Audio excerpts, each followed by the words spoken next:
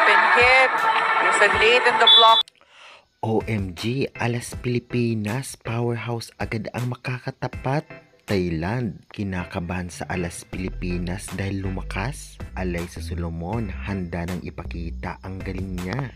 Mga players ng Alas nag-step up kaya Thailand posibleng matalo. Well, lahat ng ating pag-uusapan at syempre, schedule ng game nila ngayong araw, December 11, 2025. Kaya before that guys, please naman, huwag niyong kalimutan mag-like, comment, subscribe, and pa-hit the notification bell for more Philippines volleyball updates. Maraming salamat sa support at subscribe na. Well, makakaharap agad ng Alas Pilipinas ang Thailand ngayong araw, December 11, 6:30 PM Philippine time. Hindi ito magiging madali sa Alas Pilipinas, lalong-lalo pa napakalakas talaga ng Thailand based sa experience nito sa FIVB at VNL. Ganun pa man, alam mo ba na talagang medyo kinakabahan ang Thailand ngayon dahil sa palakas na ang mga players ng Alas Pilipinas, hindi lamang women's, kahit ang men's division. Kaya naman tiyak na pinaghandaan ng Thailand ang Alas Pilipinas ngayon.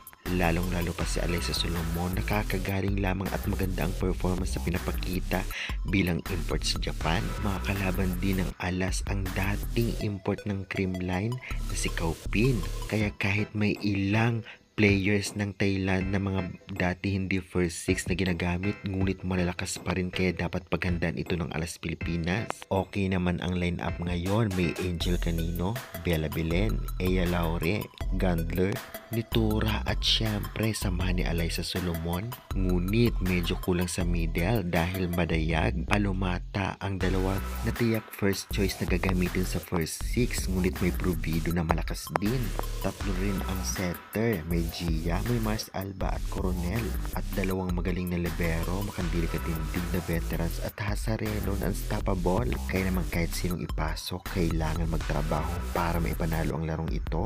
Well, wag tayong mag-expect na talaga namang mananalo agad dahil nga alam naman natin ang kakayahan ng Thailand kahit ang second stringer nila ay malalakas. Ganun pa man, tiyak na lumakas ngayon ang Alas Pilipinas dahil sa experience at maturity. Grabe, tiyak na may laban ngayon ang Alas. Malay natin 3 straight sets o di naman kaya 4th o 5th sets, diba? Hindi masamang mangarap. Alam nilang lumakas ang Alas Pilipinas kaya tiyak yung first six nila ang gagamitin laban sa Alas. Well, gumagaling na din si Palomata, lalong-lalo pa magiging import siya sa Indonesia. Kailangan niya magpakitang gilas again sa tangkad niya pa, at syempre may Madayag at Provido na talaga namang kahit sinong ipasok ay manggagawa. Para manalo ang Alas Pilipinas, kailangan iwas error, galingan sa blockings at depensa para makasabay sa Thailand. Combination at fast set lamang para malito ang kalaban, at syempre kumpiyansa sa sarili at isa't isa. Kay good luck Alas, samantalang andyan si Alyssa bilang side court reporter, kaya naman syempre kaabang-abang ang lahat. Kaya guys, sa tingin ninyo, kaya ng Alas Pilipinas na ngayon ang Thailand?